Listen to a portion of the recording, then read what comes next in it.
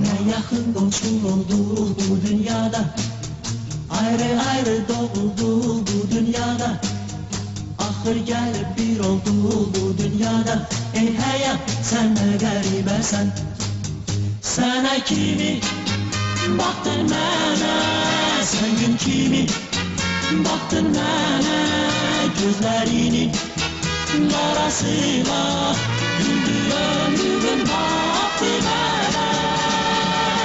Aylar keçirirler keçir aklım olur. Okay, everybody, and welcome to the very first episode of a new podcast series that we're doing here on Porkins Policy Radio. And I have been talking about this podcast quite a bit on Twitter and on some recent appearances and on my own show. And right now, we don't have an exact title for the podcast, so you'll have to bear with us for this first episode. But as I've been saying previously on Twitter and other places, this is a new podcast, and I am joined by a friend of ours and someone who has been on this show back in a few months ago now on episode 22, and that is Christoph Gehrman, who of course runs the excellent and very, very well done website, blog, The New Great Game, and you can find that on christophgehrman.blogspot.com. And Christoph is my co-host and partner in crime in this new podcast. And Christoph, thank you so much for joining us on the show. And before we get into this, you want to just tell, there's always new listeners on the show. Do you want to tell them a little bit about your website and the kind of work that you do there? Yes, of course. Great to be here. I'm really looking forward to our podcast series. I write a New Great Game roundup for Boiling Frogs Post since last year, where I cover the latest developments in Central Asia and the Caucasus region with regard to the power struggle between the United States, Russia, and China. Excellent. And I'm sure that most of my listeners are familiar with your work, but anybody that's not, definitely go to Christoph's website, which again is christophgehrman.blogspot.com, and you can also find it on Boiling Frogs Post as well. So anyway, this new podcast series of ours is we're going to be going into a little bit more depth and analysis in terms of the Caucasus region and Central Asia. And it's going to be a monthly podcast, and we're going to pick a different series of either topics or countries that are important right now in that particular month. And for our first look into Central Asia, we're picking a topic that we have spoken about previously, as I said in episode 22, and that is Xinjiang. And this, of course, is the largest and most western region in China. And there has been a lot going on recently within the past month, and again within the past year, in terms of Xinjiang and its importance geopolitically and how it fits into this whole war on terror narrative. So before we get into any some of the specifics of what's been going on, Christoph, please just update the audience a little bit about what's been going on in the Xinjiang region. Sure. At the end of July, there was a major escalation of violence in Xinjiang when dozens of people were killed during clashes in Yarkand County, which is in Xinjiang's Kashgar prefecture. And it's still not exactly clear what happened. Local police were reportedly attacked by a group of Uyghurs after the police had found suspicious explosives. And the situation spiraled out of control and turned into a massive riot, almost similar to the riots we've seen in 2009. And knife-wielding men attacked reportedly government buildings and cars and set them on fire. And the police responded by shooting 59 so-called terrorists, and they arrested over 200 people. A number of civilians were also killed. 37 civilians were killed. And it's important to note that of these 37, 35 were actually Han Chinese, and only 2 were Uyghur civilians, because after the incident, Washington's Uyghur exile groups, the World Uyghur Congress, which is based in Germany, and the Uyghur American Association, which is based in Washington, were trying to portray the incident as a massacre by the Chinese security forces of innocent Uyghur people. And Rabia Kadir, the president of the World Uyghur Congress, even made a ridiculous claim that at least 2,000 Uyghurs had been massacred by the Chinese government. And they also peddled the propaganda about the Ramadan crackdown, which had been promoted by the Western media over the past few months, that the Chinese government had restricted Ramadan celebrations of the Muslim population, which was to some extent true, but not to the it wasn't as bad as the Western media had portrayed it, and the Western media likes to promote this topic year after year, although it's not really that important. And only 2 days after the riots in Yarkand County, the imam of China's largest mosque was murdered by Uyghur Takfiris, and this attack was seen as an attempt to silence the moderates in Xinjiang. And it demonstrates that the influence of the Takfiris, as I would call them, among the Uyghur population is growing. And he's not the only imam who has been killed in recent months. Last year, another Uyghur imam was stabbed to death, and like the imam who was killed, these were both supporters of more moderate Islam, and were known as supporters of the Chinese government. And they had been critical of violence by the Uyghur minority. We have seen this play out before, for example, in Russia's North Caucasus or in Syria, where also more moderate imams are regularly attacked by the various Takfiri gangs in order to silence the moderates. The authorities in Xinjiang are, of course, aware of this, and they are also investigating US links to the recent wave of violence and terrorism, because they know that the jihadis, whether they know it or not, are acting on behalf of the United States. And so one terrorism expert who was working with the authorities in Xinjiang told the Pakistani newspaper that they are actually investigating the Uyghur American Association, which is based in Washington, with regard to the recent wave of terrorism in Xinjiang, but they don't want to publish any information unless it unearths the whole network, as they said, spreading from China to Pakistan, Central Asia, Saudi Arabia, and the United States. And during the recent weeks, we have also seen some noteworthy reports in the Western media about Xinjiang becoming China's Chechnya. The Economist titled one article, "A Chechnya in the Making," where they blamed, of course, the violence on Beijing's wrong policies and urged President Xi Jinping to do as he's told by Washington if he wants to prevent Xinjiang from becoming China's Chechnya. And then more recently, we had the emergence of a Xinjiang ISIS connection. Yes, and this is, I think, where the whole Xinjiang and the international sort of interference within Xinjiang becomes more prominent and more pronounced. As you were saying, obviously this has been sort of building up within the past few months, and there have been lots of these silly sort of laws being passed in certain regions where they, ban beards beyond a certain length or headscarves. As you said, a lot was made about this sort of Ramadan ban, which as you pointed out in the New Great Game, was not really quite what they were saying. But all the same, this ISIS connection is really important. And you were writing a few weeks back now on the New Great Game about this speech that Abu Bakr al-Baghdadi, who is the head of ISIS, he made this speech back on July 4th where he complained about several different countries that were oppressing and seizing rights from Muslims, but he specifically also mentioned China, and this was probably a first for a major international terror figure such as one as prominent at least as al-Baghdadi mentioning China. And in this speech, he displayed a map which showed ISIS territory, which claimed, of course, the entire Middle East and North Africa, but also all of Spain and Portugal, as well as a large section of China. And of course, China is a very big investor in Iraq. Talking about in the billions of dollars in the oil industry. But Christoph, how do we interpret al-Baghdadi coming out and saying this, and how does this relate, let's say, overall to the sort of things that we're seeing in Xinjiang right now?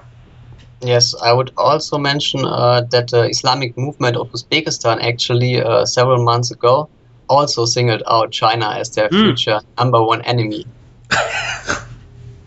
Very, very interesting right there. Okay, and the wannabe Caliph Baghdadi gave one of these embarrassing speeches. They are really, really poor, his speeches. And he named China as one of I think China was first on the list of the countries which he named. And the Chinese media didn't really pay much attention at the time, and it took about 1 month until the speech was translated into Mandarin. But then a Hong Kong-based news magazine picked it up and made a front story about it. And they also published this ridiculous map, which you mentioned, which basically shows ISIS plans to conquer the whole world, including parts of Xinjiang. And this story attracted a lot of attention in China, and many Chinese were amused about the megalomania of ISIS. And ISIS also threatened to liberate Chechnya and the Caucasus at the same time with an interesting video, but that's another story. And it would be easy to dismiss this whole ISIS-Xinjiang connection just as part of the ISIS fear-mongering, which is going on in the media right now. But there was there were a few developments which we have to take into account as well. For example, a Pakistani cleric, Maulana Abdul Aziz, who was the radical spiritual leader of the Red Mosque in Islamabad.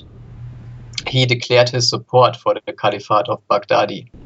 And Abdul Aziz, he was the leader of the Red Mosque until 2007, when the Chinese government pressured the Pakistanis to crack down on the mosque, which eventually resulted in the infamous siege of La Masjid, the Red Mosque, during which the younger brother of Abdul Aziz was killed. He himself was imprisoned, but released shortly thereafter.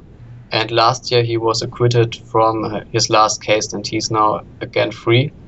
And he reemerged recently as a negotiator, as part of the negotiation team for the Pakistani Taliban, which demonstrates that he still his ties to the Pakistani intelligence services remain strong. The Red Mosque is basically a symbol of the alliance between radical Islam and the Pakistani deep state.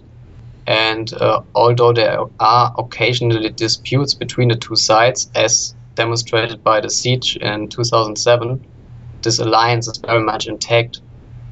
And Pakistani intelligence services are suspected to play a role in fueling the insurgency in Xinjiang.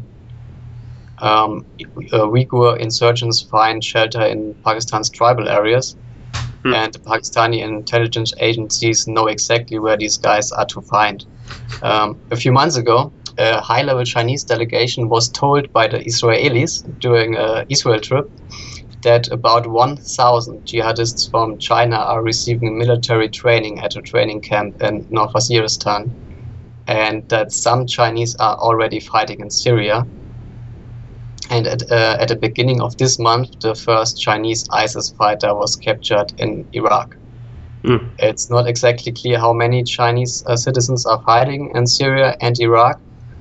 China's Middle East envoy stated earlier this year that there could be about 100 of them, but they obviously don't pose a serious threat to Xinjiang.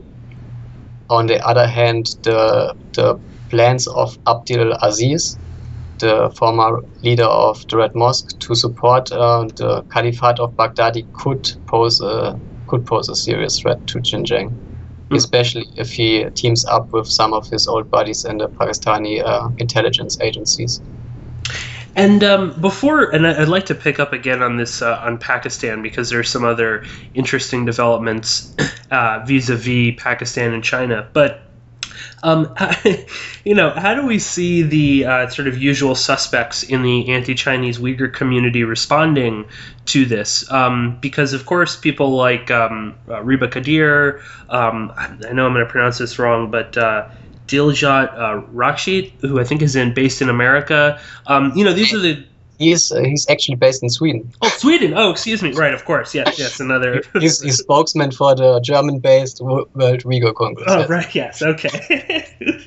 And these people are always so quick to, talk about any sort of negative thing that China is doing in Xinjiang. And, of course, they are supposed to be the sort of moderate voice of Islam within that region. But how do we see them responding to things such as al-Baghdadi's speech, as well as the capture of a Chinese fighter in Iraq fighting for ISIS? How do we see them responding to this sort of action? I don't think they are asked to respond to these reports. Because usually when you have a report about Xinjiang, about a terrorist attack occurring in Xinjiang, for example, the media, Reuters, AP, AFP, they go to these people and ask them to comment because they know exactly what they're going to say. It was all the fault of the Chinese government. And then Reuters can go ahead and print this exactly. And you read then something like Diljat Rakshid said in an emailed statement to Reuters that blah, blah, blah, the Chinese government is at fault for the latest terrorist event. But I don't think they got any comments from them on the ISIS-Xinjiang connection. I haven't seen any. Right, yeah, I mean, I guess I would assume that they probably would want to keep quiet about that as well. But moving back to Pakistan, because obviously China and Pakistan have a very complex and difficult relationship in terms of internal problems such as the separatist movement in Xinjiang. But there was recently a very big conference of the Shanghai Cooperation Organization that was held in the capital of Tajikistan, Dushan, and at this conference, which of course got next to no coverage in the mainstream media, and this followed, of course, the wall-to-wall asinine coverage of the NATO conference in Wales. But at this conference, India and Pakistan, which I believe are sort of observer status within the SCO, they've now moved towards, or they've filed for full membership. Now, I guess, for anyone that doesn't know, the Shanghai Cooperation Organization is composed of China, Russia, Kazakhstan, Kyrgyzstan, Tajikistan, and Uzbekistan. Now, how does Pakistan fit into this? What is their kind of intended goal to get out of this? Because it would seem that on the surface, at least, Pakistan is deeply involved in, funding the various sorts of groups that many in the SCO are trying to fight. So how should we interpret Pakistan and India, for that matter, as well, which seems to be another sort of wild card in this as well? How do you see that, and what does this say about what's going on in Central Asia right now? Yes, that's of course very interesting. Pakistan, on the one hand, wants to maintain stability in some part of the region. For example, they're building this economic corridor from Gwadar to Kashgar in China's Xinjiang province, which is a huge project, and the Chinese government wants to build this corridor at all costs. But on the other hand, the United States has, of course, considerable influence over parts of the Pakistani intelligence agencies. They can't do anything without the CIA knowing about it. So you have two different factions, I would say. Often, on the one hand, the politicians, on the other hand, military and intelligence agencies who are trying to achieve different objectives. But I guess the Chinese government managed to persuade them to join the organization. I don't know what they told them, because India has been told we are going to step up anti-terrorism cooperation in the SCO, which basically means they are going to contain the terrorism threat in the region, which would entail more cooperation against the Pakistani intelligence agencies, for example. I almost India is of course expecting to gain a foothold in Central Asia. There was an article in the Economic Times, I believe, Indian Economic Times the other day, where they basically said that India wants to gain a foothold in the resource-rich region, and they want to strengthen their relations with Russia and expand economic cooperation and build, for example, the biggest energy project of all time, the Russia-China-India gas pipeline. I also wondered if there wasn't a bit of kind of playing both sides, and the Shanghai Cooperation Organization is sometimes touted as a sort of a buffer to NATO, in the sense that it's composed of, the big players being Russia and China. And, I didn't wonder if this was sort of a slightly backdoor way of getting Pakistan in there. And yes, they'll, at least ostensibly or cosmetically maintain security. But then, of course, they'll also, and by they, I mean CIA, groups like that will sort of have someone on the inside, perhaps to disrupt whatever is going on there. But it is something to be wary of and to focus on. And I think we'll see more of the Shanghai Cooperation Organization in the news in the months to come. Before we move away from Xinjiang, is there anything else, Christoph, that we should touch upon in terms of Xinjiang and the ISIS connection or the SCO summit? No, I think we mentioned all important things. I would add that Iran and Mongolia are, of course, also candidates to join. They are also observers. But Iran won't be allowed to join the organization as a full member until the sanctions are lifted. So the SCO hopes that Iran will be able to reach a nuclear deal by November 24th, so that they can invite Iran as a full member as well.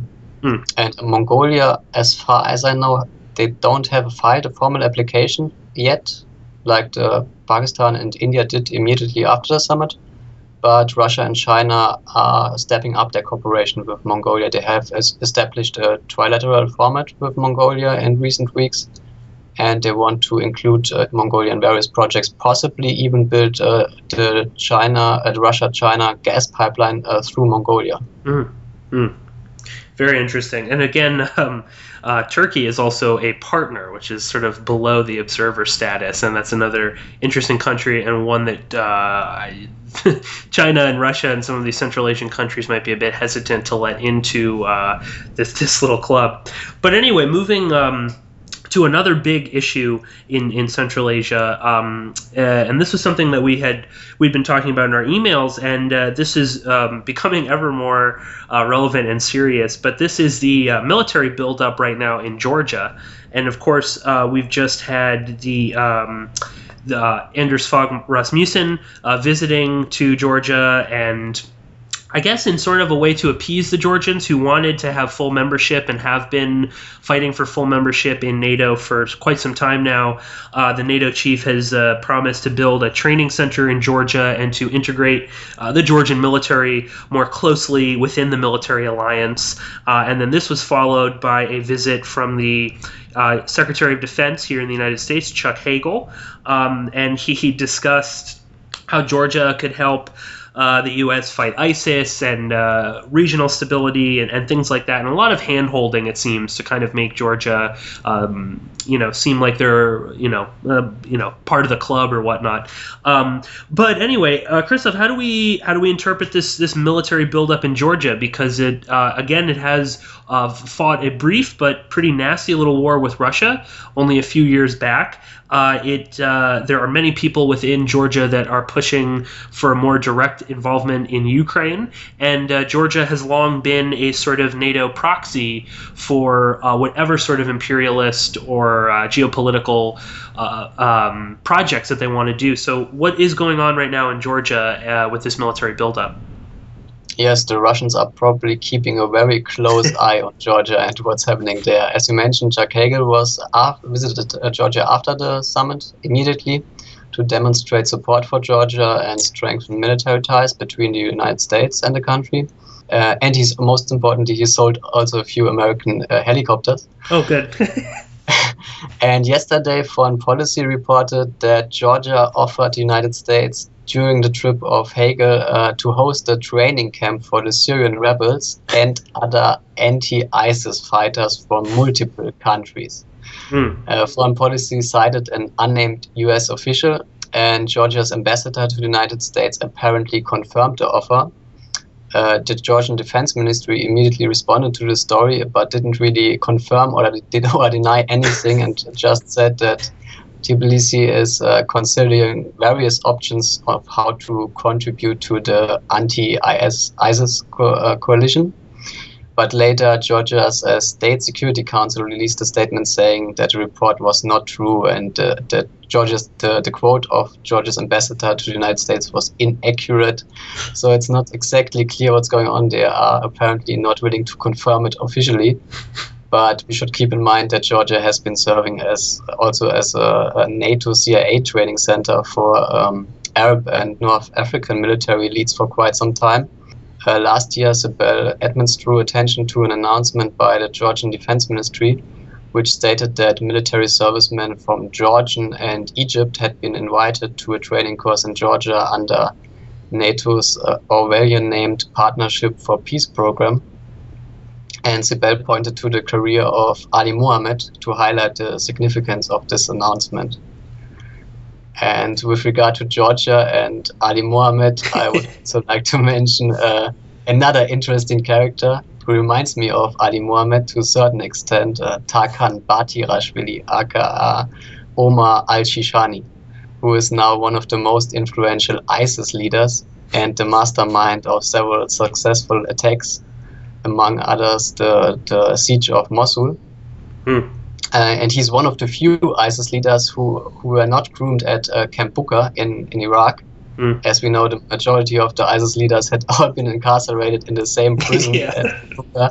And according to former inmates, Camp Bucca was akin to an Al-Qaeda school. So that's one interesting puzzle piece right there. But Batirashvili he's from Georgia. He's an ethnic Georgian, and he grew up in a village in Georgia's infamous Pankisi Gorge, which is a remote mountainous region in northeastern corner of the country, bordering Russia's Chechnya. And the Pankisi Gorge has long been a base for transit, training, and shipment of arms and financing by Chechen terrorists and other foreign jihadi mercenaries in the fight against Russia. And according to his father, the young Batirashvili secretly helped Chechen terrorists to cross into Russia, and sometimes even joined them on missions against Russian troops during the Second Chechen War, before he finished high school. After finishing high school, he joined the Georgian army, where he distinguished himself as a master of various weaponry and maps, and was therefore recruited into a special reconnaissance group, quickly rose to the rank of sergeant in the newly formed intelligence unit, and played a key role in the 2008 Russo-Georgian War. But he was never decorated for his military service, and instead of being promoted, he was diagnosed with tuberculosis and discharged from the army. Shortly thereafter, he was arrested for illegal possession of weapons, sentenced to 3 years in prison, released after 16 months, and immediately left the country and went on to become one of the most famous ISIS leaders. He said his stay in prison allegedly transformed him into a diehard jihadist.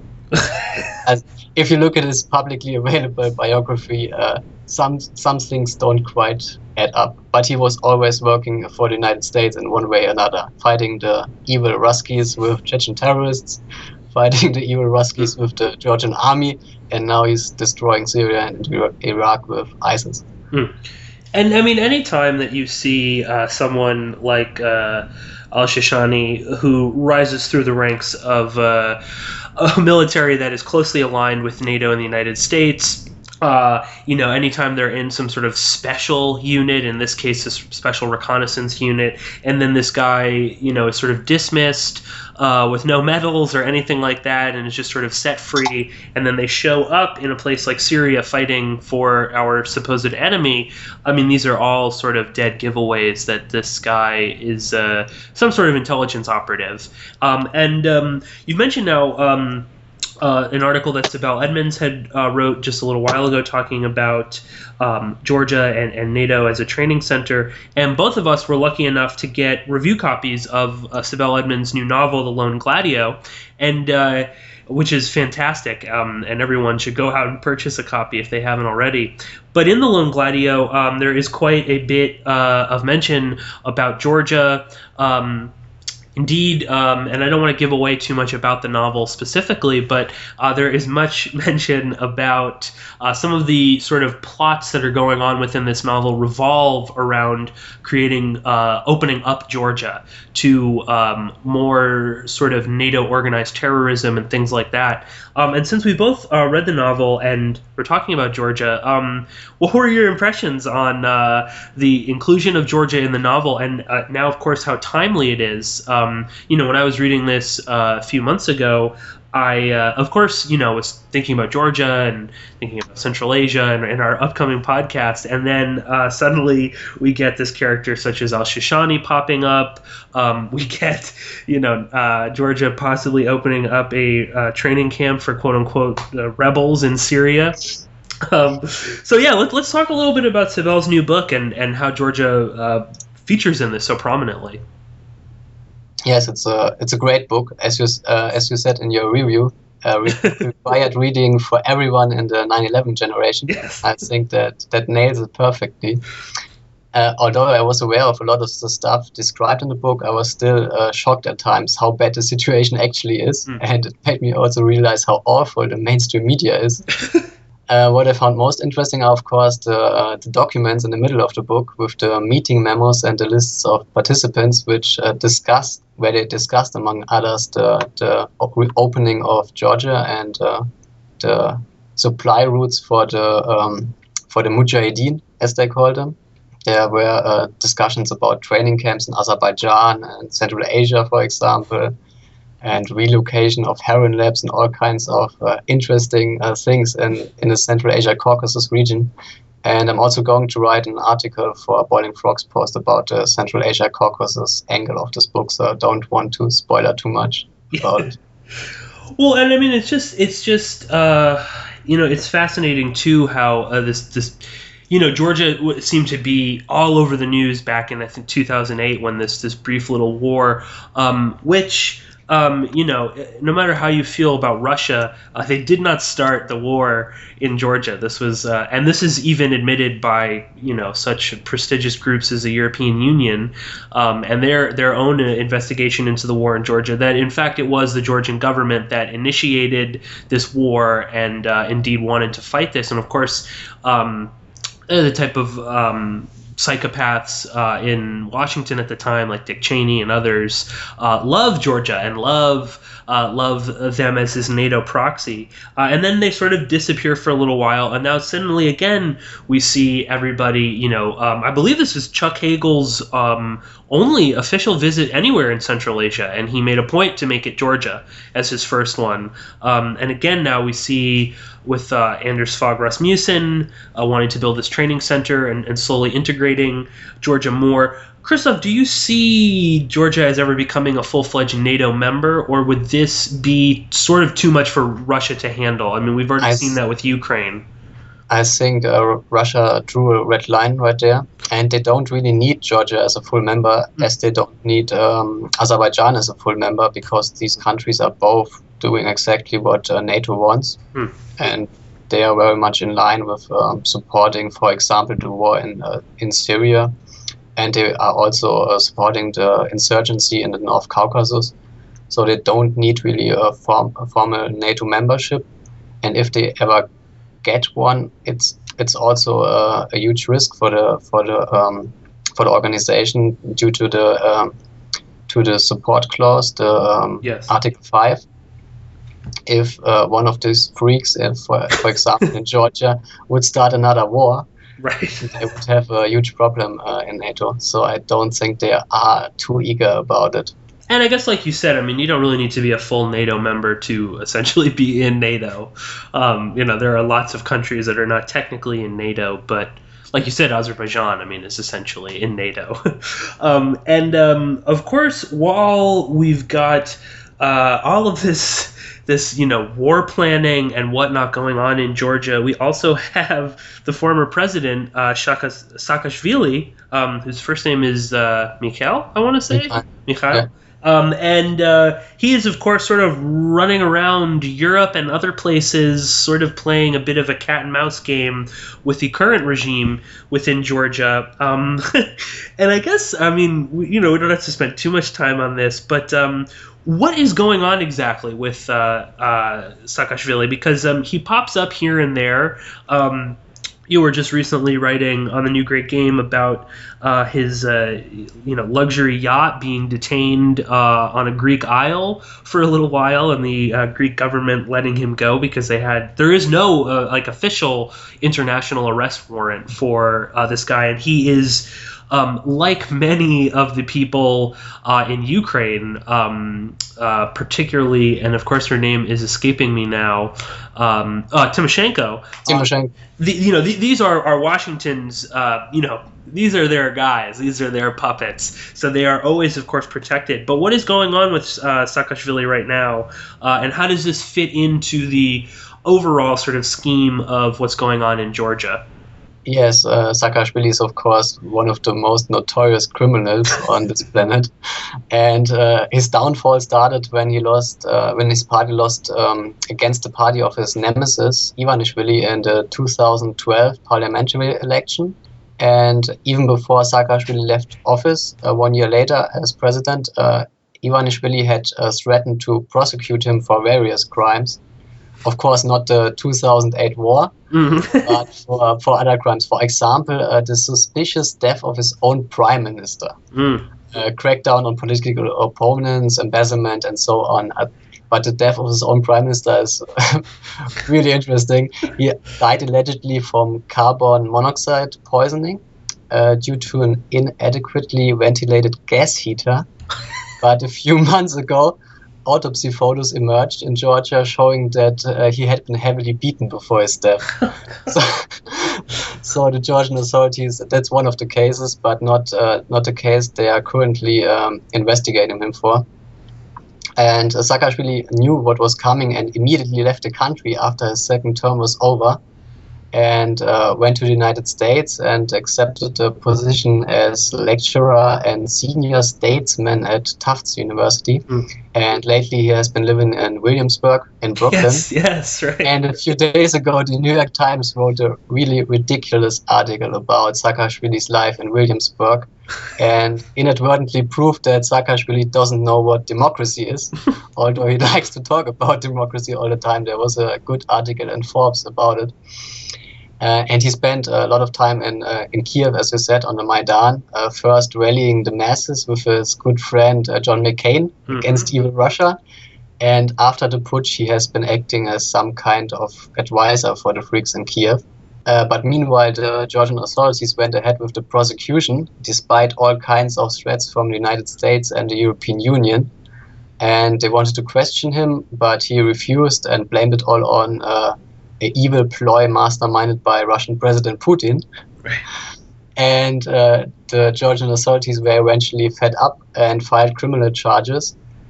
And shortly thereafter, a city court in Tbilisi ordered pre-trial detention in absentia for Saakashvili. And since then, they have been chasing him. And as you mentioned, at the beginning of this month, they asked the Greek police to detain Saakashvili, who was at the time enjoying life on a yacht at a Greek vacation island. And the Greek authorities released him for lack of an international arrest warrant. And the Georgian prosecutors are now trying to convince Interpol to place Saakashvili on Interpol's international search list. Recently, they seized his property in Georgia and also the property of his wider family. So it's going to be interesting to see how this story unfolds. Yeah, and of course, if the current regime in Georgia right now is accusing Saakashvili of doing everything that he accused them of doing. So, Saakashvili, when he was in power, was constantly talking about coups and assassination attempts and all sorts of things, from the, his opposition. Now, of course, they're doing the exact same thing.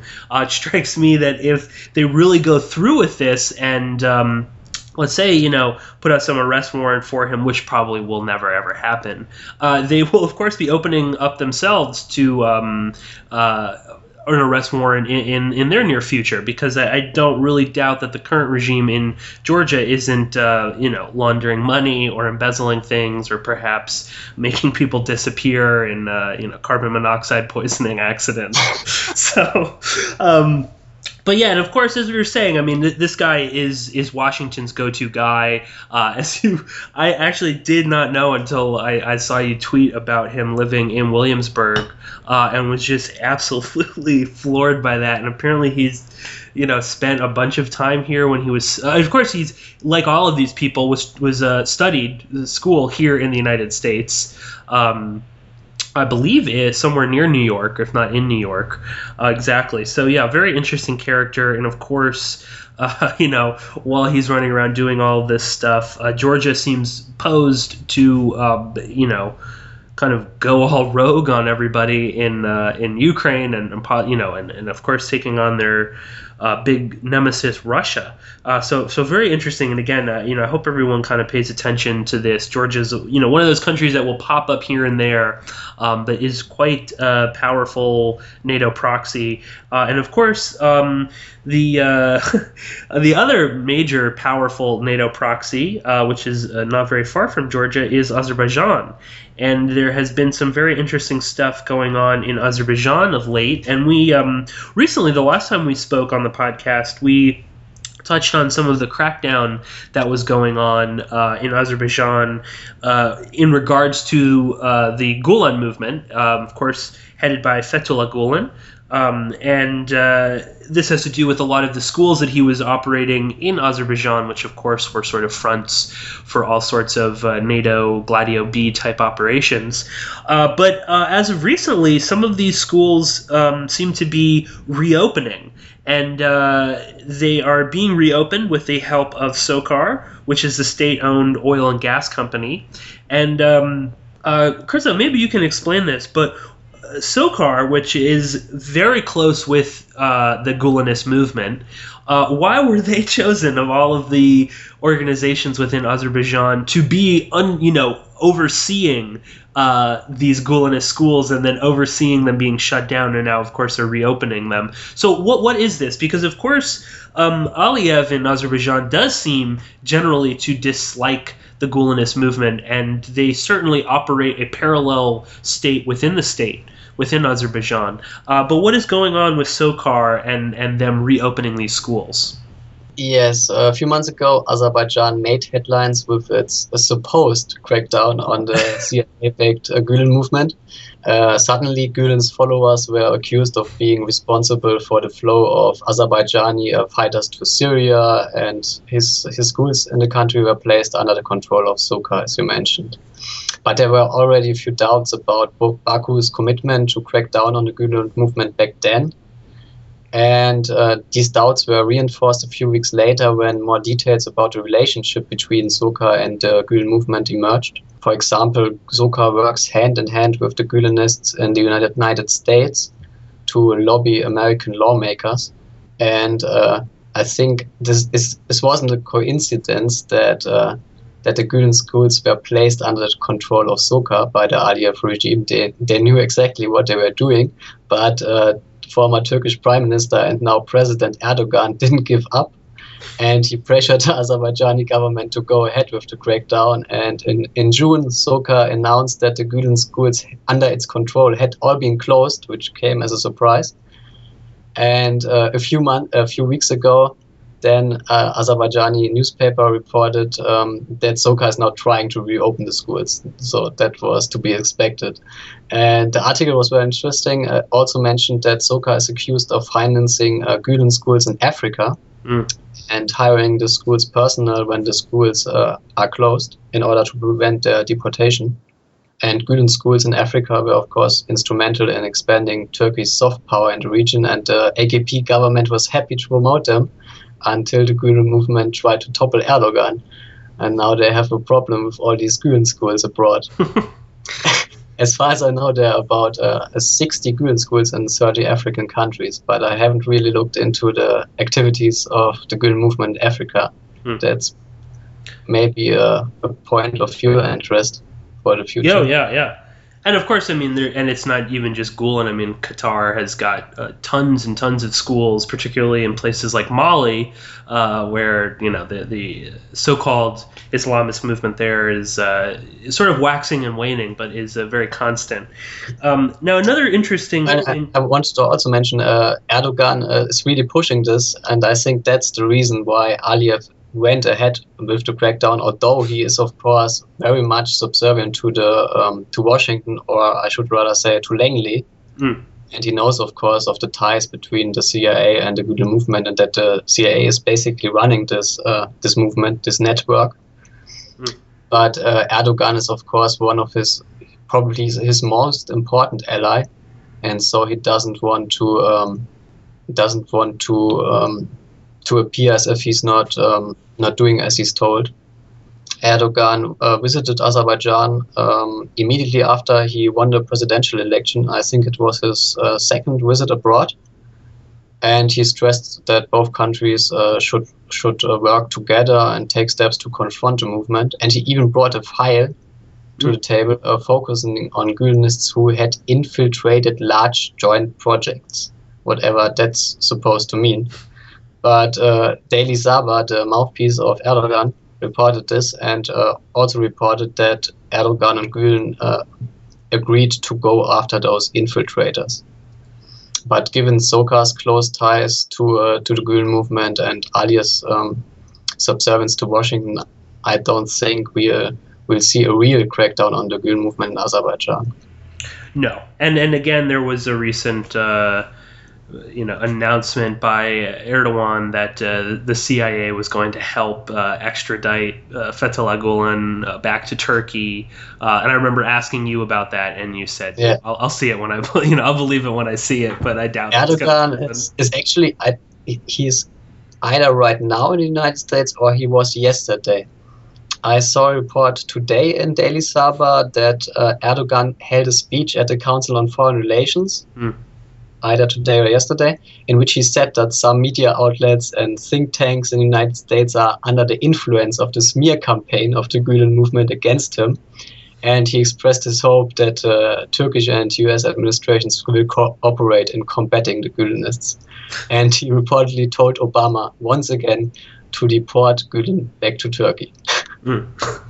And of course, Fethullah Gulen is also a major part in the Lone Gladio. Again, this is along with places like Georgia, Azerbaijan features prominently in this, and they're so again, if you're interested in more of this, of course, there's some great work out there talking about it, but the novel itself is excellent in sort of encapsulating how kind of like ever present this all is and how interconnected all of these people are. And it goes even through a little bit of the history of how, an imam from Turkey is sort of groomed and placed, and suddenly you have this massive all-encompassing network, and to the point where, like you said, I mean, Aliyev and Erdogan are close with the power structure in Langley, and Erdogan has been kind of going a little bit off script, but you have to wonder, at what point is he willing to really put all the cards on the table, because Erdogan is one of these characters who certainly knows where the bodies are buried and probably has put some of them there himself, but you have to wonder, to what extent will he really go after the Gulen movement, because this could turn into something akin to Egypt, where we could just sort of, all right, you're gone, we'll just put in the next person, and let's have a Turkish Spring, and we'll put in a new puppet leader. And just one last quick thing on SOCAR, and then we'll get on to one other aspect of Azerbaijan. But this was something that I found just sort of bizarre and strange, and this is this claim that ISIS has taken an oil tanker truck that belonged to SOCAR, and I believe this was reported in Azerbaijani newspaper, and of course SOCAR claimed that this was totally fake. They have no presence in Syria. They went on and on about how the logo was fake, but it just struck me as bizarre that of all of the oil companies that ISIS would choose to let's say that this is fake. Why would ISIS go through all of the trouble to spray paint a fake logo and have it be SOCAR with all of its various connections with terrorism and funding these Islamic schools and whatnot? What the hell was your take on this fake ISIS thing? Crazy story. Of SOCAR explained why they counterfeited the logo and used it. It was due to SOCAR's high prestige. That was actually a statement by SOCAR. Unbelievable. I don't know what to make of the story. At first I thought it was an oil tanker, which would have made some sense, but it was actually a petrol tanker. And I don't know what a SOCAR petrol tanker is doing in northern Syria, supporting whom, and then seized by ISIS. I don't know. We know, of course, that the various terrorist groups are exporting oil to Turkey. Yes. And maybe even to Europe via Turkey. But I don't know if SOCAR is involved in this in some kind of way. But it would be possible, of course. Wouldn't surprise me. No, not at all. And just a few days ago, on September 20th, there was a very big anniversary, the 20th anniversary of the signing of the Contract of the Century. And this was a very important moment in history back in 1994 in Azerbaijan. And this anniversary was celebrated here in the United States at the Kennedy Center, which is, in Washington, D.C. This is a huge, to have something at the Kennedy Center is a pretty big deal, and to have it be celebrating this anniversary of the Contract of the Century is pretty amazing. And this was attended by the Azerbaijani embassy to the United States, by SOCAR, by BP, by people from the White House, academics, the United States Business Council of Azerbaijan. But Christoph, what is the Contract of the Century, and why was this given such fanfare in the United States? Yes, the Contract of the Century was signed 20 years ago on September 20th, 1994, between Azerbaijan's then President Haidar Aliyev, the father of current President Aliyev, and 9 foreign oil companies. And it basically opened up the Azerbaijani gas fields to foreign investors, and was hailed as the beginning of independent Azerbaijan's policy of energy diversification. And the Russians opposed it at the time, because they were saying, wait a minute, these are our gas fields. But Azerbaijan went ahead and pleased its foreign backers, and has since then been one of the most important alternatives for Russian gas. And the celebrations also tied in with the recent groundbreaking for the Trans-Anatolian gas pipeline, which was one of the major topics during the celebrations in Washington, for the planned Salam gas corridor from the Caspian Sea to Europe. And this is one of the first projects which is currently being built, along with the Trans-Adriatic pipeline. But it remains to be seen if these projects can really reduce Europe's dependence on Russian gas, as they are both not a real challenge to Gazprom, because the bigger projects like Nabucco and Trans-Caspian pipeline are not going to be implemented anytime soon.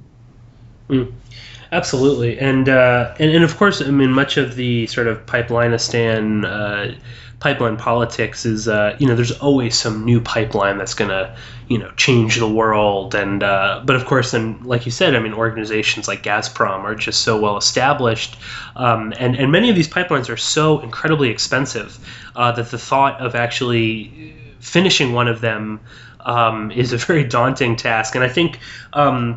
There was even in the Trans-Anatolian one, there was a French company recently that just backed out of it. Yes, but actually two companies, the French Total and Norwegian Statoil, both completely dropped out of the project. At first, the pipeline was expected to cost $7 billion, and now we are talking about $12 billion. So. Right. So yeah, I mean, these are massive undertakings, and then of course, while this is all going on, we've got the sort of geopolitics, the sort of Gladio B operations that we've been talking about, sort of going on in the background, of course, revolving around all of this. But again, I mean, the contract of the century, this is a pretty big deal, and as I said, I mean, this was something that was given the sort of most ostentatious kind of celebration, again, at the Kennedy Center, attended by all sorts of dignitaries and business people, academics. So this is a big deal, and of course we're going to see more and more of this in the years to come as some of these pipelines start to become more of a reality. But again, I mean, we've talked about this before. I mean, some of these pipelines are so kind of out there in terms of feasibility, and many of them I also just see them as sort of threats to Russia's sort of control on these. If you don't sort of play ball with us, we'll build this pipeline from country X to country Z, and so what? What are you going to do about it? But we do have one other quick story that is very important and will sort of tie some of these together, if somewhat tangentially. But is there anything else, Christoph, on Azerbaijan? Anything that we should look to in the future in terms of Azerbaijan, in the next couple of months, and anything like that? No, I would suggest to look at the development of the pipelines, as we mentioned, and of course, Azerbaijan's role in supporting the various terror operations. Most importantly, of course, the current campaign in Syria, because a lot of Azerbaijani fighters are fighting in Syria. Just yesterday, we had 26 Azerbaijani citizens arrested in Azerbaijan because the Aliyev regime supports jihad abroad, but not at home. So they arrested a bunch of them, and this training of Mujahideen in Azerbaijan has been going on for a long time, and it will continue to go on. It's one of the things we should always keep a close eye on. Absolutely. Excuse me.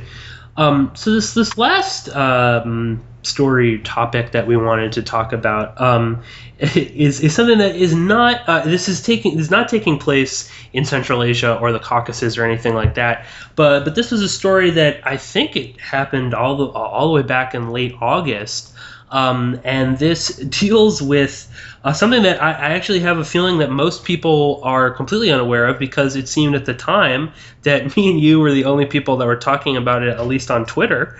And indeed, in the mainstream media, this hasn't been picked up on. But there was an ambush of a bunch of Saudi dignitaries' cars in Paris, just outside of Paris, in which 250,000 euros in cash were stolen, as well as diplomatic documents. One of the cars in this convoy was torched to the ground, and these armed men that attacked the convoy had AK-47s, and it was a very professional job. And when this story broke, like I said, I mean, no one seemed to really care about it, and me and you started tweeting about this back and forth, and it turns out that within this convoy, Prince Abdul Aziz bin Fahd, who is a pretty high-ranking Saudi royal official, was actually in this convoy. Now, he had already made it, apparently, to the airport when the cars were attacked, but there has been some speculation that it was he that this ambush was really designed to either get or take out or blackmail or something like that. And as I said, this got next to no coverage aside from the day that it happened. And there were a few articles, mostly in French, actually. One of the articles, I think it might have been in Le Monde or La Parisienne, but it said, quote, "This is a miscellaneous news story, not a diplomatic affair. A police investigation is underway." And that was sort of how they see the French Foreign Ministry. This is what they said in relation to a Saudi prince having his car ambushed by gunmen in a Paris suburb and having over $300,000 stolen, as well as diplomatic documents.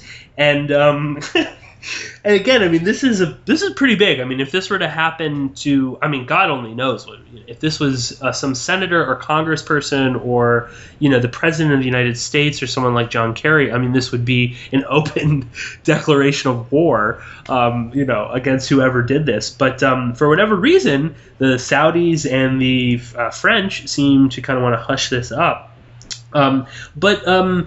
Christoph, who is Abdul Aziz bin Fahd, and how does he sort of fit into some of the things that we've been talking about in terms of, the war on terror, perhaps Central Asia even as well? But who is this guy, and why should we all actually be really concerned or interested in this story? Sure. You mentioned that a lot of money was stolen and sensitive documents. Some media reports suggested that it was sensitive embassy documents from the Saudi embassy, which they emphatically denied. But we have to take this with a grain of salt. And there was a report in the Middle East Eye, yes, where they mentioned that a source told them that Prince Abdul Aziz is now being blackmailed for upwards of $330 million for these documents. So there must be something in these documents, I would suggest. Abdul Aziz is, of course, as you mentioned, one of the most powerful Saudi princes. He's the nephew of current King Abdullah and the son of late King Fahd. He is the most powerful among the sons of Fahd by virtue of his wealth, but King Abdullah has clipped his political wings. He is well known as a playboy, as was mentioned in many of the articles, and he used to spend lots of money to woo former Baywatch star Jasmine Bleeth, yes, because he was addicted to Baywatch. But he wasn't successful, and in recent years he changed from playboy to a religious nut, and he sponsors several Salafi TV channels which have promoted jihad in Syria.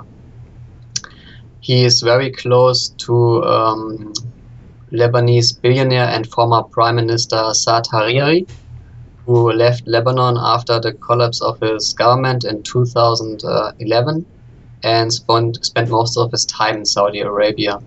Last month, Hariri announced triumphantly that Saudi Arabia will grant $1 billion in aid to Lebanon's army. And a few days later, Hariri returned to Lebanon for the first time in 3 years. At the end of last year, the Saudis had already agreed to pay for Lebanese army purchase of $3 billion worth of French weapons, which is seen as a reward for France after the French government had tried to scuttle the nuclear agreement with Iran at the 11th hour during talks in Geneva last November on behalf of the Saudis and the Israelis.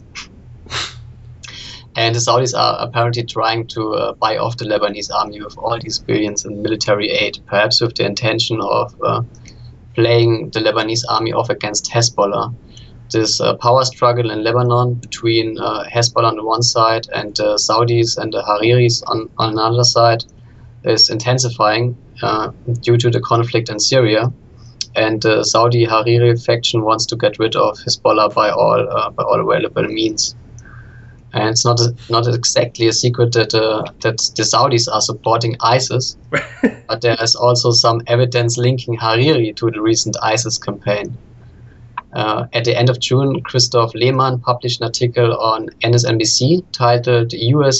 Embassy in Ankara Headquarter for ISIS War in Iraq," which is a very interesting article. I would suggest that everyone checks the article out, because Christoph Lehmann talked to a source close to Hariri, who told him that the green light for the war in Iraq with the ISIS brigades, as we are seeing now unfold, was given last year in Turkey behind closed doors at a meeting of the Atlantic Council, where two of the central characters who attended the meeting were Saad Hariri and Brent Scowcroft, with, of course, featured in Sibel's State Secrets Pillage Gallery, and was involved with Operation Gladio B.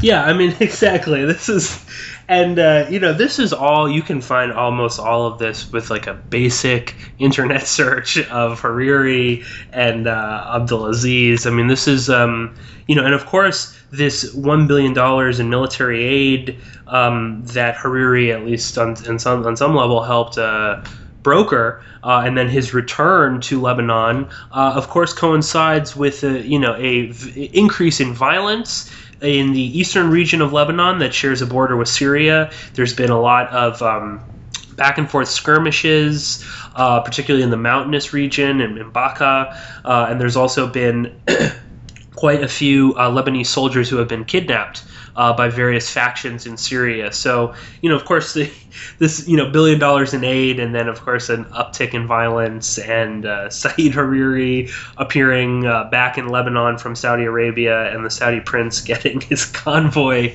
ambushed in Paris, all leads to a very bizarre and kind of scary scenario. But of course, I mean, make that what you will. That Christoph Lehmann article is excellent, and was something that I remember reading at the time, and sort of, I don't know, not disbelieving it, but sort of like, well, let's just wait and see. And then, of course, we get all sorts of things going on in Lebanon and Syria, and so many of them relate back to Gladio B in Central Asia. But I think we're going to leave it there for this very first episode of our new podcast series. And of course, all of the articles and everything that we've talked about will be in the show notes for this. And I'd like to thank everybody for joining us for this very first episode. Of course, you can find this podcast on porkinspolicyreview.wordpress.com. And of course, we are, really want to know your feedback. We'd love to hear suggestions about for different stories or topics pertaining to Central Asia, the Caucasus, Gladio B. So, definitely contact either one of us. You can always, tweet at us on Twitter.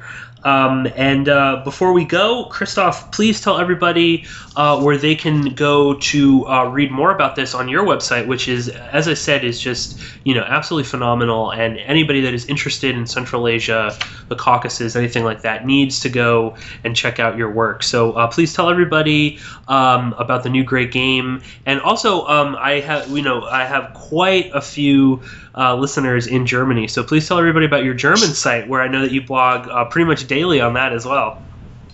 Yes, of course. The New Great Game blog is at christophgerman.blogspot.com, and you can find all of my work at Boiling Frogs Post, of course, where I occasionally also write articles about other topics if I find the time. And the German blog is at nichtzensiert.com, where I try to post a few things. I'm currently busy with a few other things, so I haven't found the time to blog every day, but I try to stay on top of the situation in Ukraine and cover this on my German blog. Excellent. So with that, I think we'll leave you there. Again, thank you so much for joining us. And you can find this once again on porkinspolicyreview.wordpress.com. It'll also be on YouTube, and definitely follow the YouTube channel, youtube.com/1138porkins. And we'll be joining you again 1 month from now with a whole new set of topics and stories and analysis in terms of the new great game itself. So Christoph, thanks for bearing with me for this first episode, and I can't wait to talk to you again soon. Sure, I'm looking forward to the next episode.